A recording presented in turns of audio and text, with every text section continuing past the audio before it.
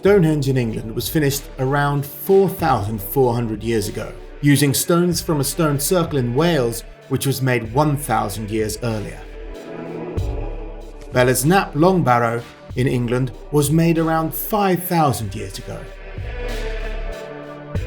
New Grange Barrow in Ireland was made around 5,200 years ago, and Cairn Holy in Scotland was made over 5,000 years ago. In fact, all the megalithic monuments in the British Isles date to no more than about 5,200 years ago. But in France, where the tradition originates, there are some as much as 7,000 years old, and even some of the gigantic barrows of Brittany are close to 6,800 years old. Even the thousands of megaliths comprising the Carnac alignments, which stretch for over 4 miles long, are more than 6,000 years old, making them close to 2,000 years older than Stonehenge. In this film, I will travel to France to see them for myself, and to trace the origins of the mysterious megalithic culture, to explain where these people came from and why they began erecting such enormous monuments which never fail to impress us even today. I'll also be taking a look at their exquisite jadeite axe heads to see how these may provide insights not only into the culture of these ancient people, but also into the meaning of the megaliths themselves.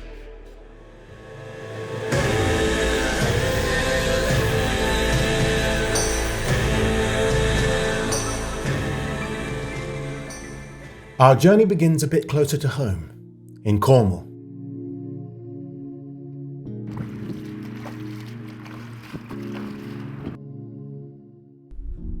Stone monuments of the Neolithic, the megaliths. The first thing that comes to your mind, stone circles, like these ones. These are also in Cornwall. They're called the hurlers, and there's 3 stone circles here. The big 2 ones up there are linked by a stone path, which was a kind of a procession route. And actually, you'll see similar things of that sort in Brittany.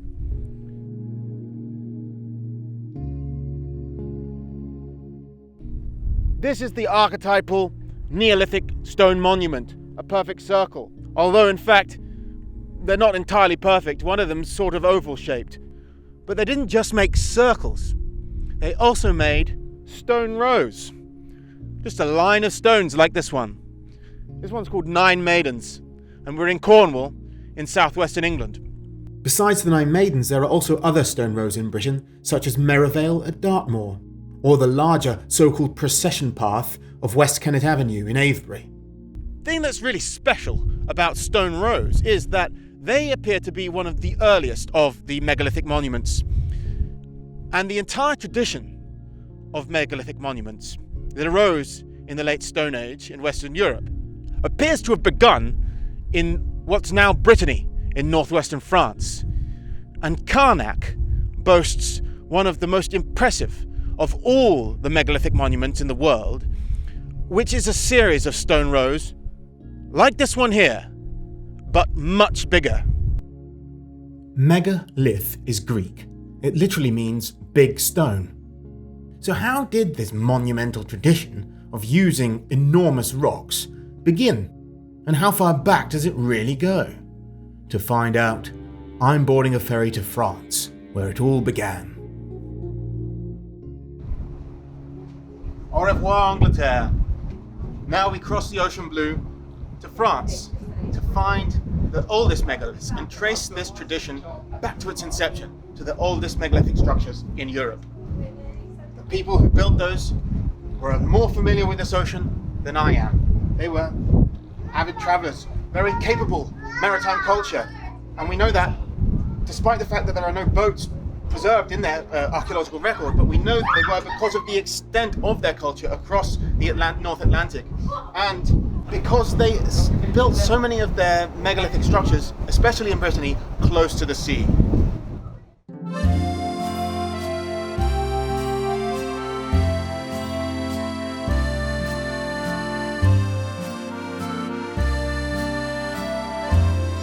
This video is sponsored by Zeitgeist Reviews. I love cinema. I love it so much that I even studied it at university.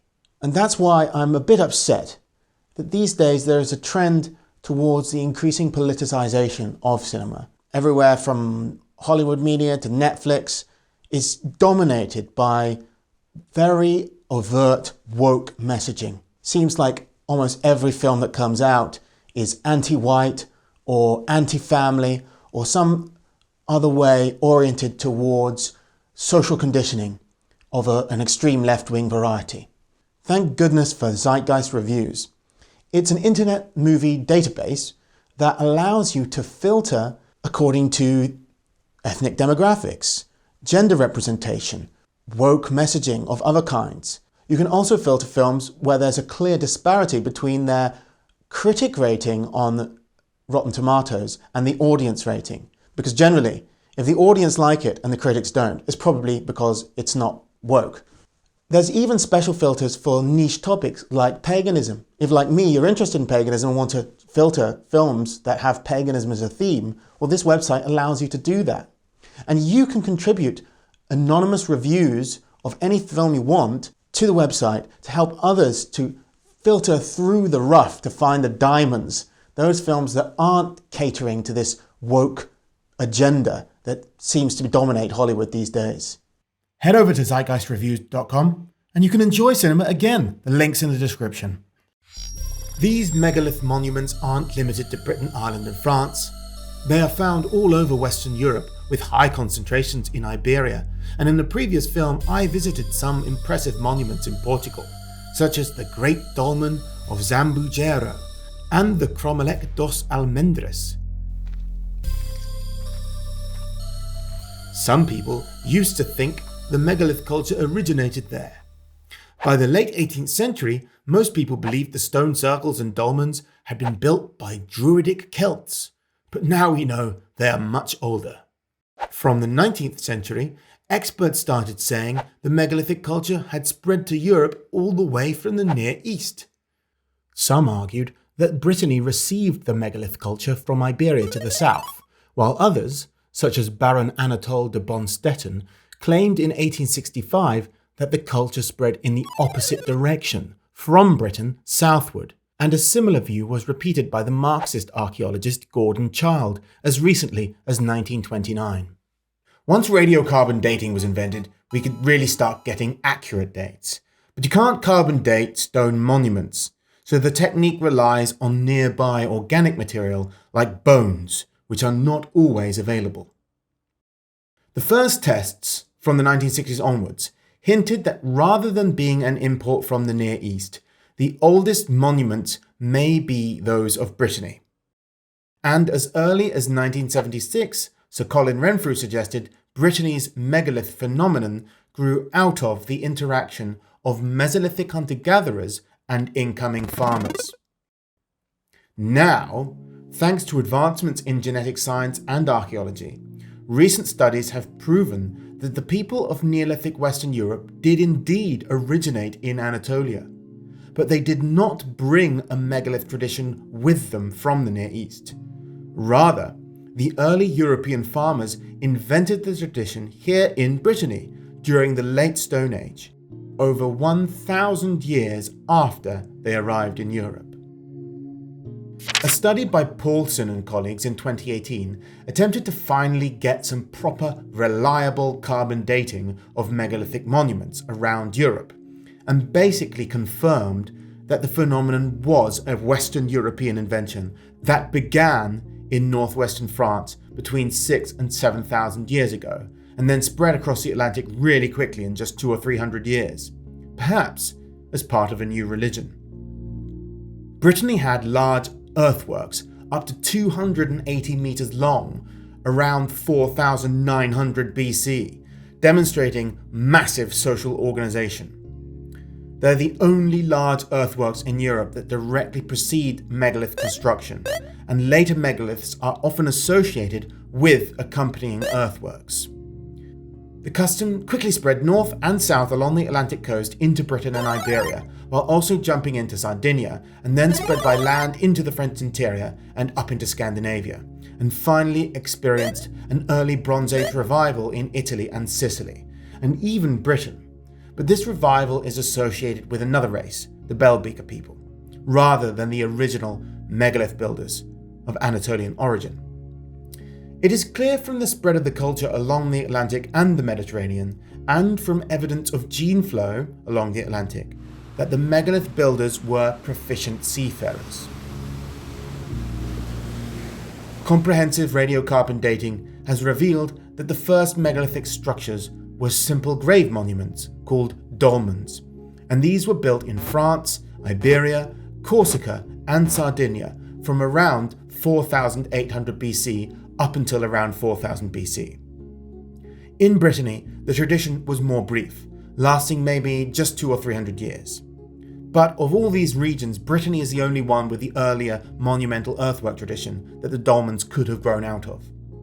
Although these dolmens now just appear to be rocks, they were originally also earthworks, that is, earthen barrows covering stone kits and pits.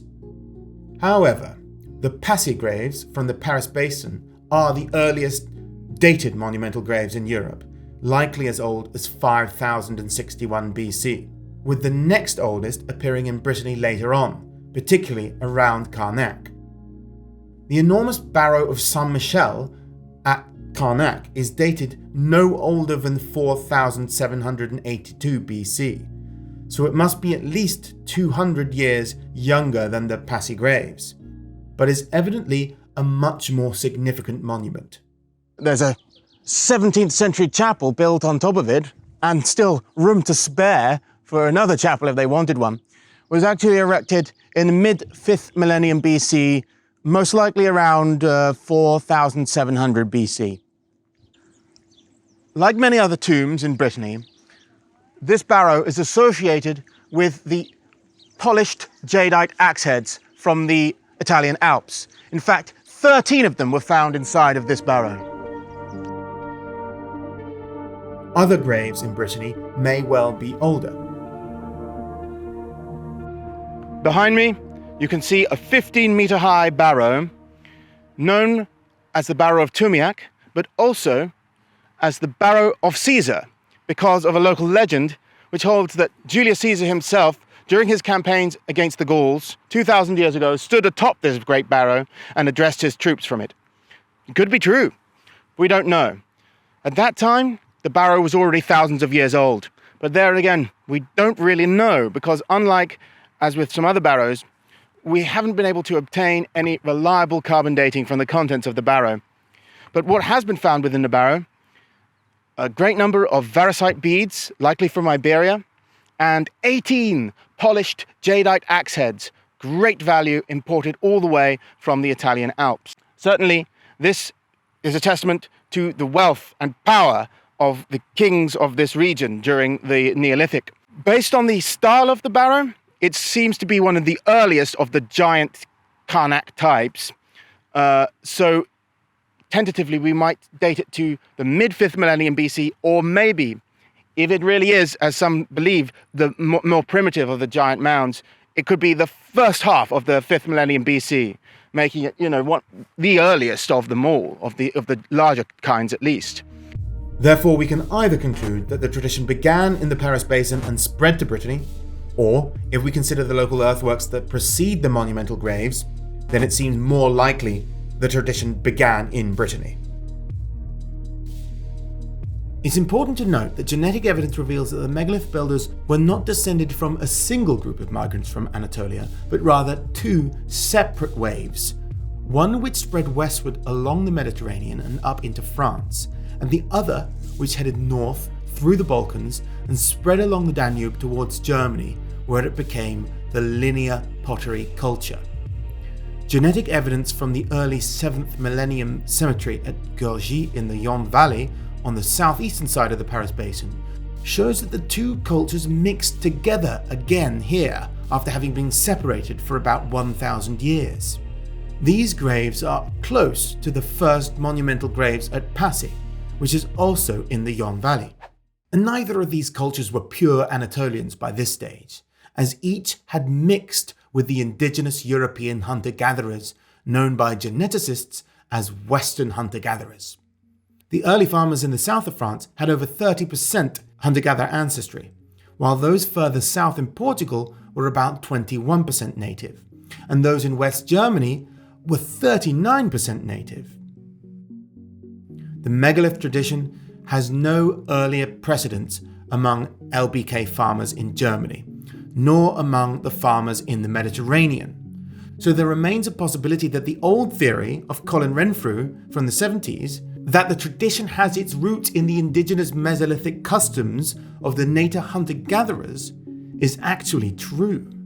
Now, according to this theory, rather than developing from the Passy graves of the Paris Basin, the tradition was native to Brittany and is exemplified in Mesolithic hunter-gatherer burials at Tumiac and on the island of Hroëck, both of which used quarried stone slabs in the grave structures. The large slabs were placed on top of the corpses and were also supported by a structure made from deer antlers. Perhaps when the first farmers reached Brittany 7,000 years ago, they were suitably impressed with the traditions of the blue-eyed natives and decided to copy them and improve on them. Only a couple of centuries separate the crude hunter-gatherer tomb on Hroëck from the giant Barrow of St Michel, 30 kilometers away.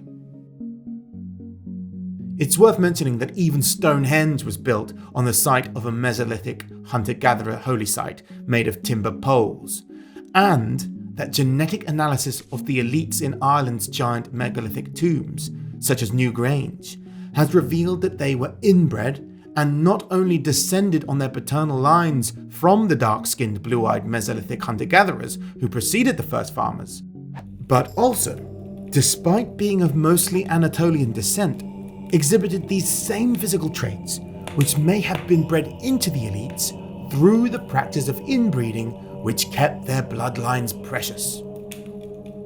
Could the entire megalithic culture have been based on preserving some sacred knowledge associated with the Mesolithic hunter-gatherers of Western Europe?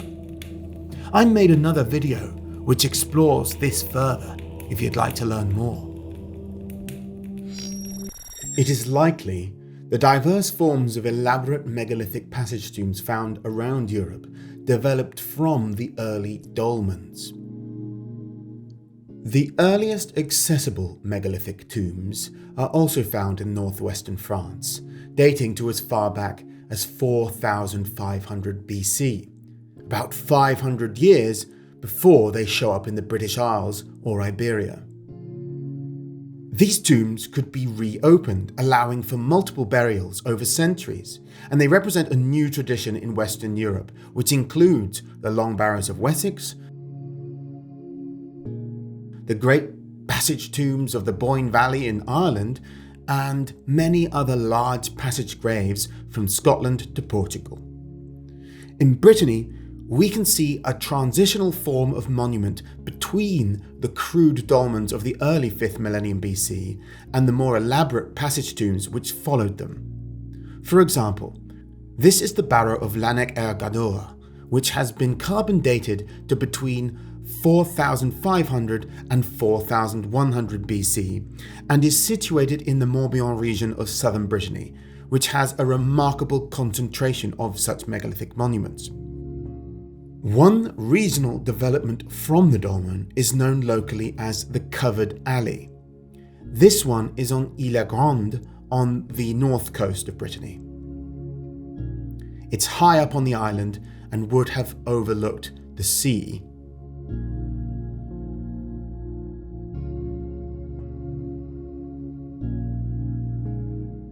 The various other megalithic monuments, such as the stone rows and circles, also seem to have developed from the dolmens. Among the earliest of these are the standing menhirs and stone rows, which are all over Brittany. There are between 11 and 1,200 standing stones in Brittany. This is the giant menhir of Manio, standing 6.5 meters high, and it overlooks a curious rectangle of megaliths.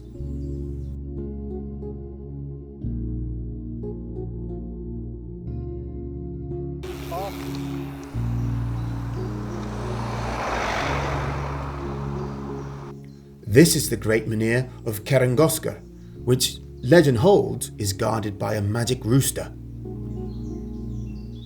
Christians carved a cross on it. More elaborate Christian imagery was carved on the Menhir of St Uzec in 1674 to accommodate a persistent form of paganism which endured among the local peasants who worshipped there.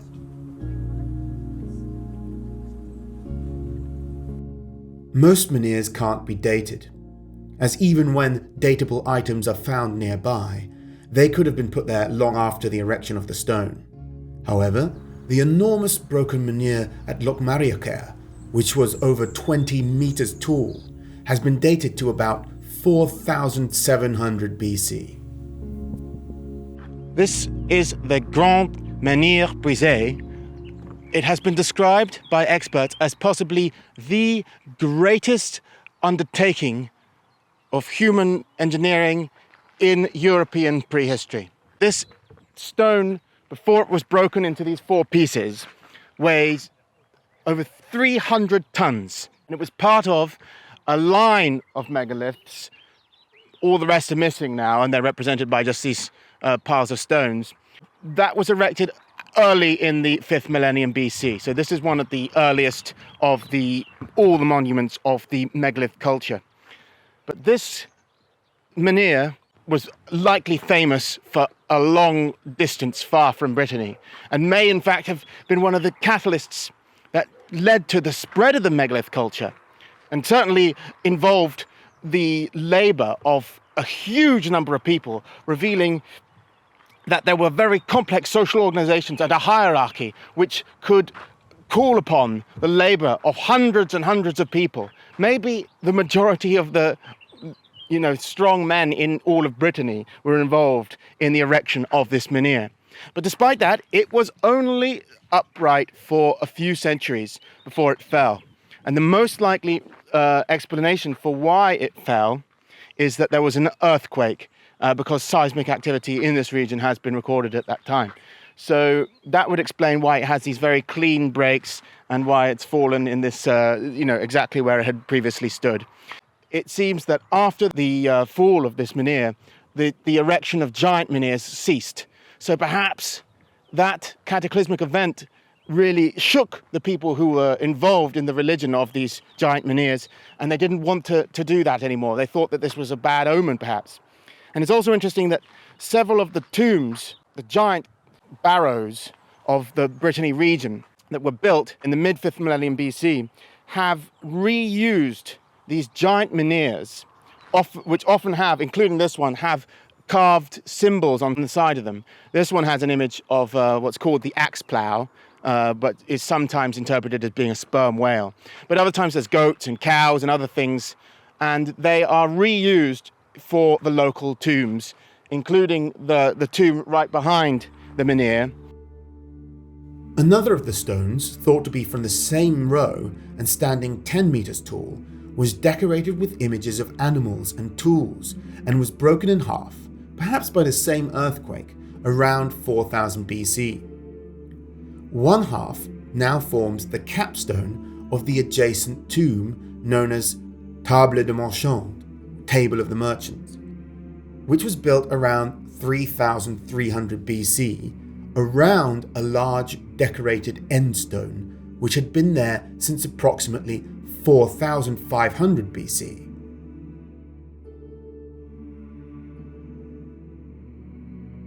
French people were praying to it when I went in. Perhaps they sensed that it was the most special and the oldest stone of the tomb.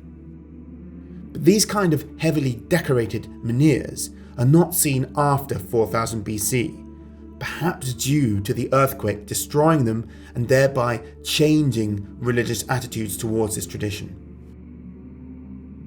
You can see the engraved symbols of a hafted axe, a crook, and part of a cow on the menhir, which is now the ceiling.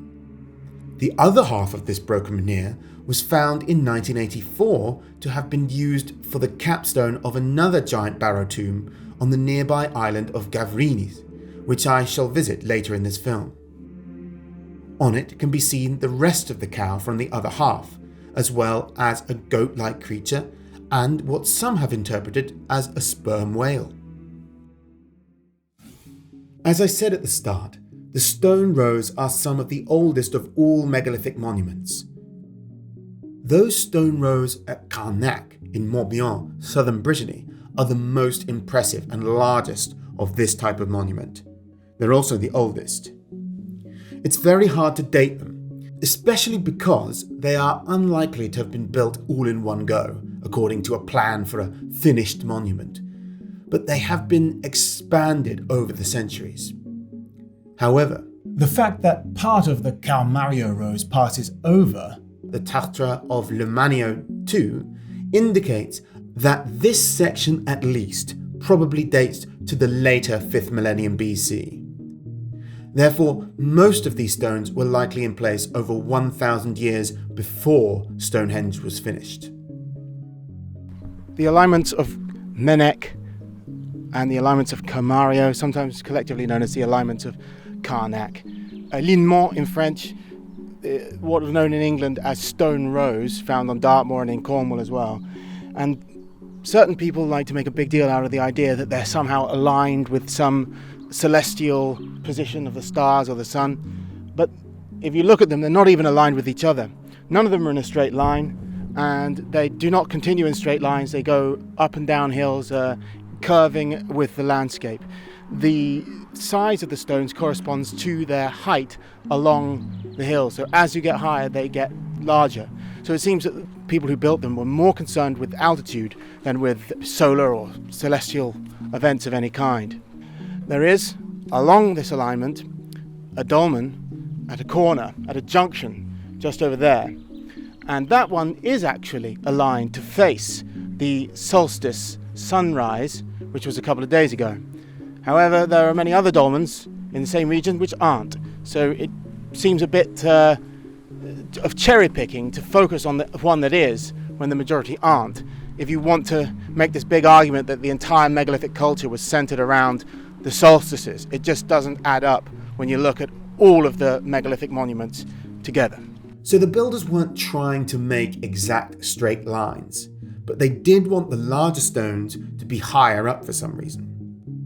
The longest of the rows, Kercado, Carnac and Menhir, along with Kercado further west, are all aligned roughly west-southwest to east-northeast.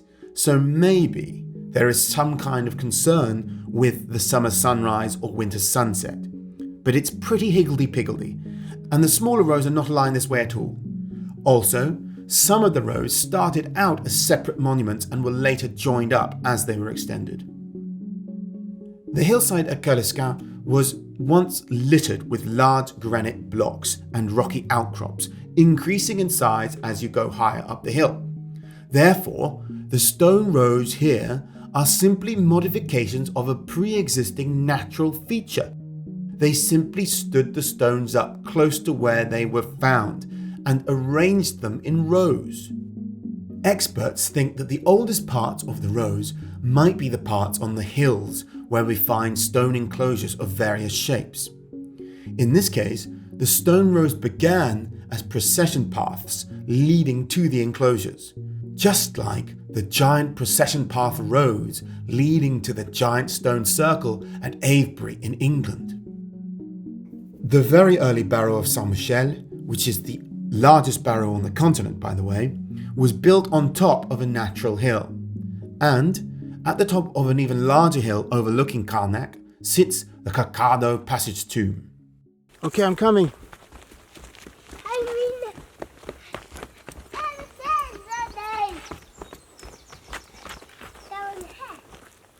You're going inside?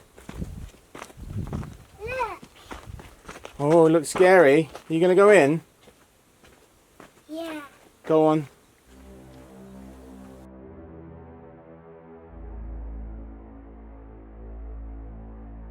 The oldest part of it is the slab-lined hearth underneath the paving stones of its floor, which must have been there at the start of the megalith culture around 4,800 BC. Some of this passage tomb barrow dates to much later, maybe as recently as 3,800 BC. The incomplete stone circle around the tomb may not be contemporary and is more likely to have been the original monument on this side, which was overlaid with a barrow.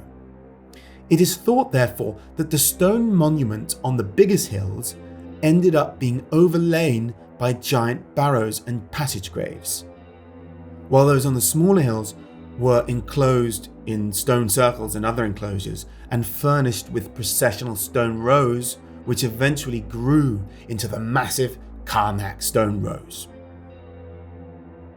While it may appear that there was a trend towards preference for hilltop sites in the later Neolithic monuments, since the great Carnac-style tombs of the late 5th and early 4th millennium BC are always in prominent positions, it is likely that these monuments replaced earlier ones. Therefore, the importance of elevated ritual sites may have been an original feature of the megalith cult. One of the clearest windows into the culture of these ancient people, and proof of the significance of the Morbihan region to the megalith culture as a whole, is the extraordinarily high concentration of jadeite axe heads imported from the Italian Alps to the region during the third quarter of the 5th millennium BC. Each one represents over 1,000 hours of labour and a long journey across France.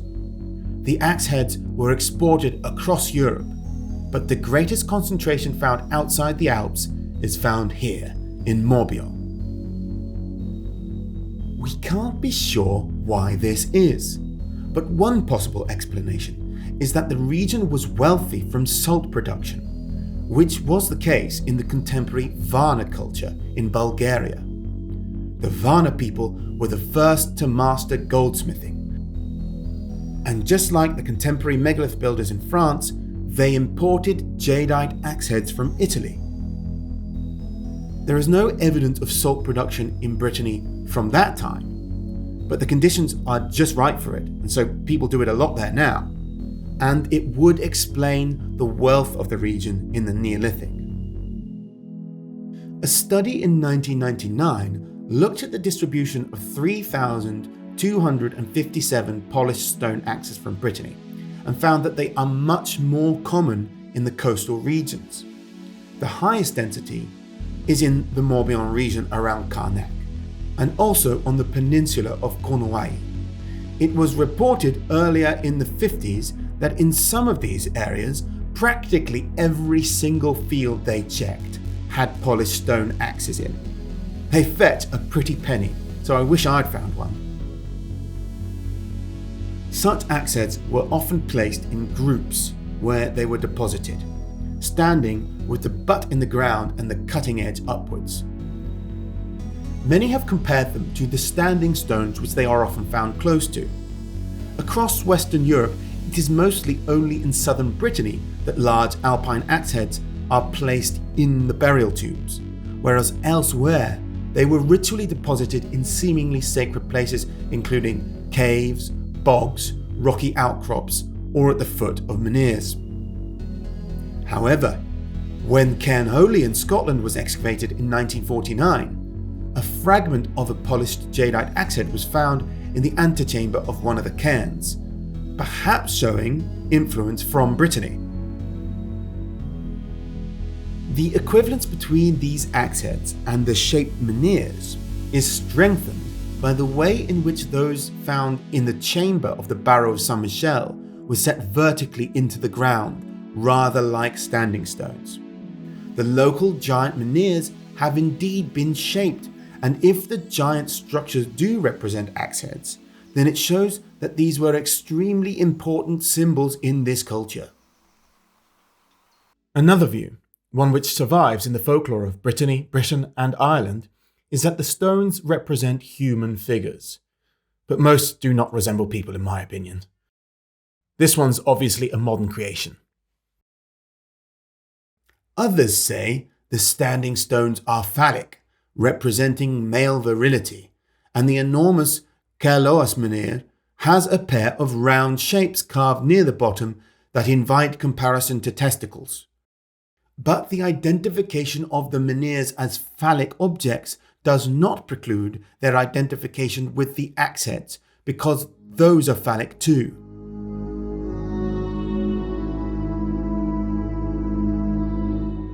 This is the Barrow of Mané-er-Hroëck.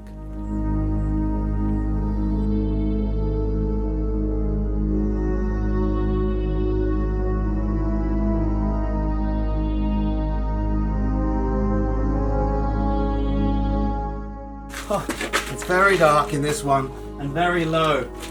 There's a ceiling. You have to crawl in this one. It's not like the others at all, and it's so low down underground. You have to go down a staircase to get in. It's the spookiest one of all. Among the grave goods inside was a polished stone axe, positioned as though penetrating a green stone ring.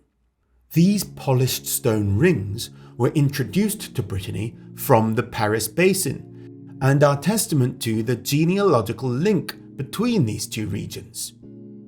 In this context, they appear to function like an Indian yoni and lingam, therefore representing sexual intercourse.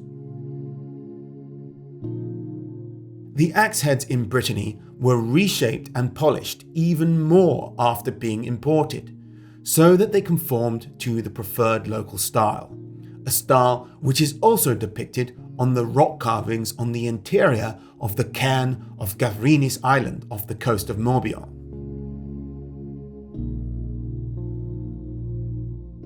The Tumiac barrow, or butte de Caesar, had 18 jade axes inside, while the enormous Barrow of St Michel had 13.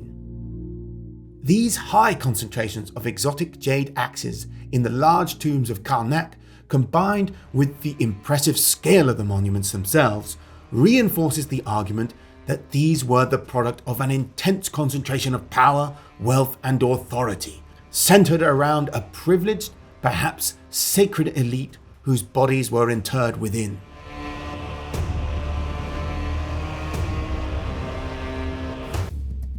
A French study by Petrarquin and colleagues sent a team out to the remote islands of Western Papua, where the natives of the Sentani tribe produced similar kinds of polished stone axe heads. These people sometimes sourced special jade stones for the axes from far away. The researchers were permitted to visit the quarry used for normal axe heads, but not the special quarry, the rocks of which were reserved exclusively for the elite and hereditary chiefs. This can be compared to customs in ancient China and Mesoamerica, where jadeite was also reserved for the elite and for the gods. The study concludes that the jade axe heads of Brittany are status symbols shrouded in imaginary interpretations of ritual significance, and that their high concentration in Morbihan is evidence of a highly inegalitarian society. The aforementioned Passy graves were not megalithic. They were made from earth and timber, and the preceding linear pottery or LBK culture of the 6th millennium BC, which spread to France from Germany, had no monumental grave or megalith tradition. But there is still the possibility that it influenced the megalith culture. The LBK culture is renowned for its huge longhouses made of timber, wattle and daub, and which were the largest freestanding buildings in the world at that time.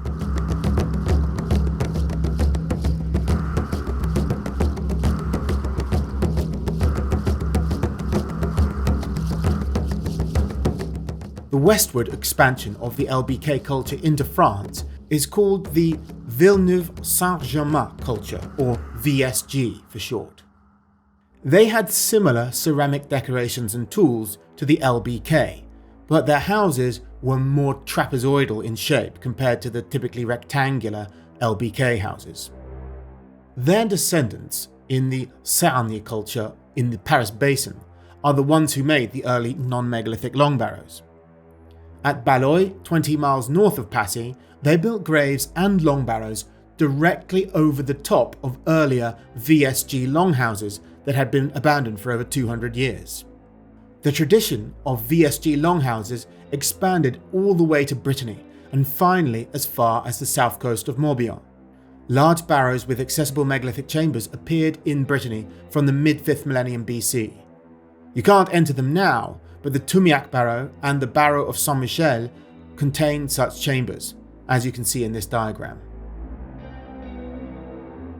There are 7 such tombs near Carnac.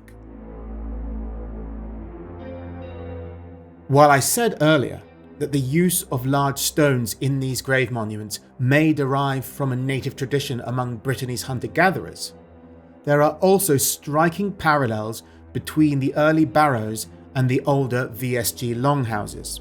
For example, a VSG longhouse at Locmariaquer in East Brittany, shown above, closely matches the layout of the Tartre or Barrow of Longmariaquer near Carnac, shown beneath it. So in short, the long barrow comes from the longhouse.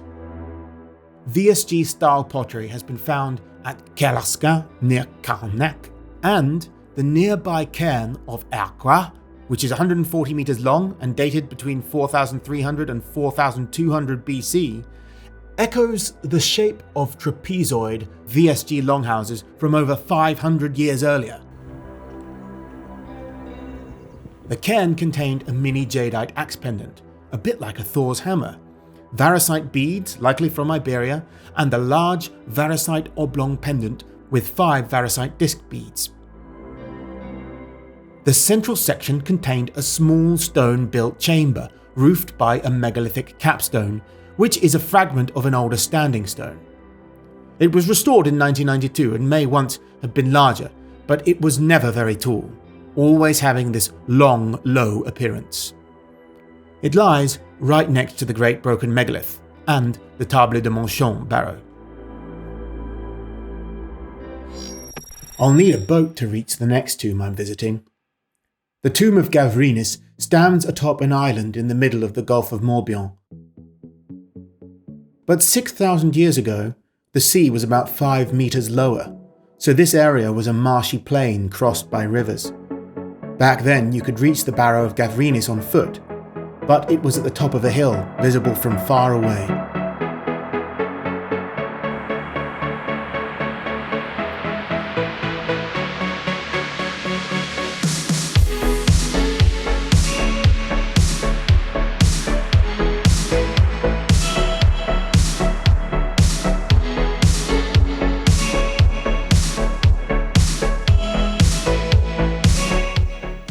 My son was as excited as I was to get inside. The giant barrow is 50 meters wide and more than 6 meters high. It was built between 6,200 and 6,000 years ago.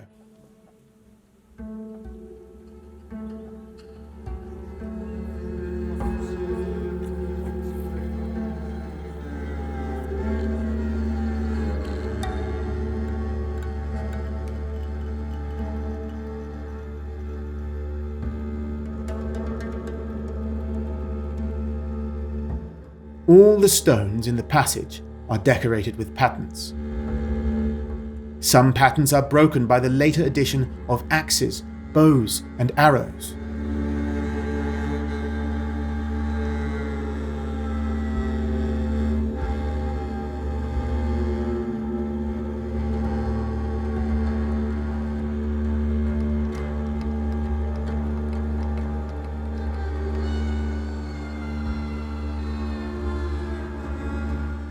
The 3 holes in slab C1 in the main chamber were man-made.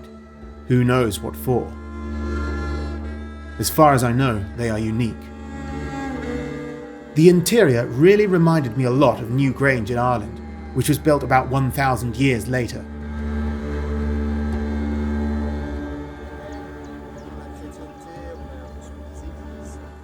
The passage faces east, and some believe it faces the sunset on winter solstice, so that it shines into the chamber, although this has yet to be proven.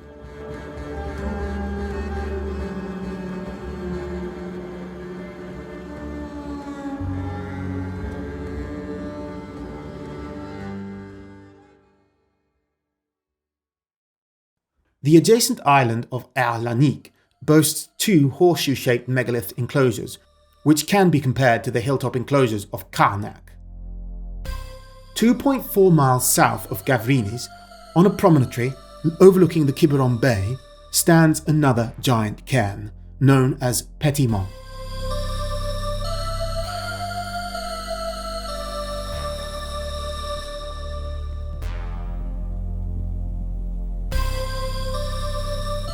Its position shows a concern with the sea, and evidently it was intended to be visible from the sea.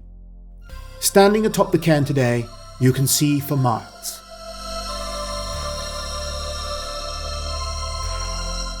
It was built in several stages, starting around 6,600 years ago with an earthen barrow.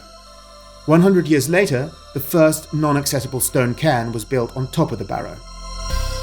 5,800 years ago, they built another cairn with an accessible chamber inside, which today can only be accessed via a bunker built by Germans during World War II.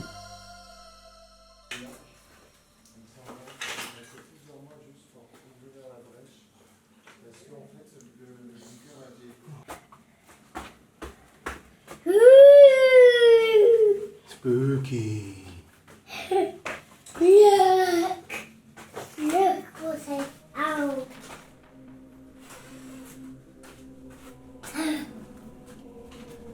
Spooky room. Look! There, that's a ghost king. Look up there. That's Is that a ghost king? the light. That's the light from a ghost king. That's the light for a ghost king that day. The light for a ghost king to see.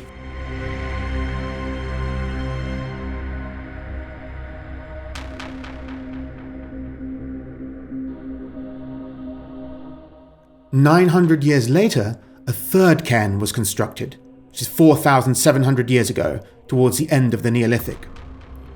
This impressive entrance feels like the main entrance today. The 9-meter passage leads to a chamber with decorated stones.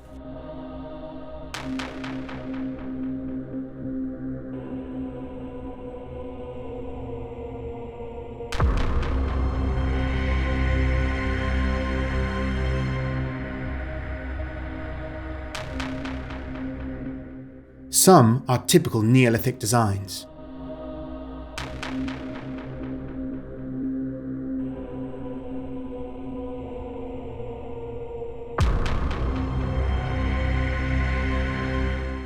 While others are clearly later additions from the Iron Age, like this pair of feet.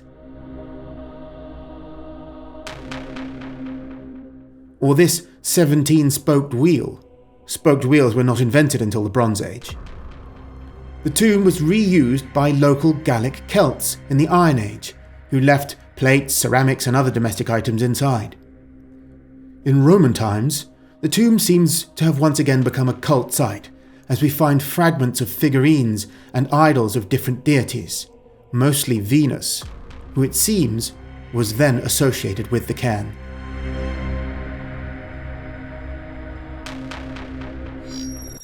Just as the Iron Age Gauls and then the Romans reinterpreted these Neolithic monuments according to their own beliefs, that process has continued through the ages, with modern people assigning all kinds of new meanings to the monuments that they never originally had. For example, in the early 20th century, anthropologists such as Margaret Mead in the 1930s and later Maria Gimbutas in the 1950s attempted to interpret Neolithic and other primitive cultures in the context of feminist and egalitarian beliefs. And as a result, there's a whole heritage of scholarship associated with Neolithic Europe that associates that culture with a more egalitarian or even matriarchal culture that never existed.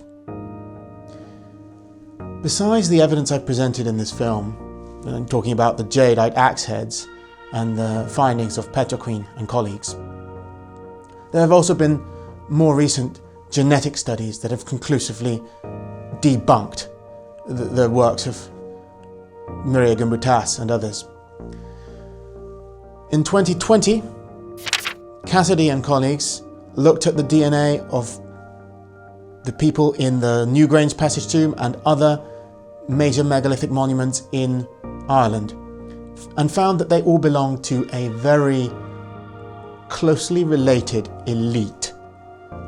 So closely related that many of them were heavily inbred. And what that showed is that there was high social stratification, with a very privileged elite who were capable of commanding enormous amounts of labour of all the men in the region to construct these huge monuments. And we can tell from looking at the bones of the so-called God King of Newgrange that he didn't do any manual labour in his life. So we can tell that the people who are being put in these tombs are not the people who were buried in them. But what about the normal people? What about their burials? We don't even know how their bodies were disposed of. Their history is not recorded. Only the elites of the Neolithic have these extravagant tombs. And that is a clear sign of inequality. Another study in 2022 found more evidence for this. This one looked at the family contained within Hazelton Long Barrow in England. Now, of course, they were all related. And this shows that these elites cared about kinship. They cared about family, and that they were tribalist. And the data from both papers also demonstrates, when we look at the haplogroup phylogenies of the male lineages, that these families and kinship groups were patrilineally defined, and that's typical of a patriarchal society. What matters is who your dad is. If your dad is one of the elites, then you're one of the elites too. And that's typical of most societies we look at in history. There's also a widespread belief, for some reason, that Neolithic people were peaceful. But that's contradicted by archaeological finds as far apart as Slovakia and England, where horrific mass burials have been discovered, such as the one at Crickley Hill in Gloucestershire. We're talking like women and children massacred. These were not peaceful people. These were not feminist people. These were not egalitarian people. When we look at these magnificent great tombs of Brittany and the associated megalithic structures, we should think of them in rather the same terms that we regard the pyramids of ancient Egypt. Now, those were created by pharaohs, elites, who were regarded as sacred god kings, who were, due to their sacral power, able to command thousands of people in coordinated labour to create the sort of monuments that people are still celebrating and in awe of thousands of years later. And 6,500 years after the great tombs of Brittany were built, we still admire their handiwork, even though we don't know anything much about the people who actually built them with their hands, compared to what we know about the people who were buried within the god kings. Thanks for watching Survive the Jive.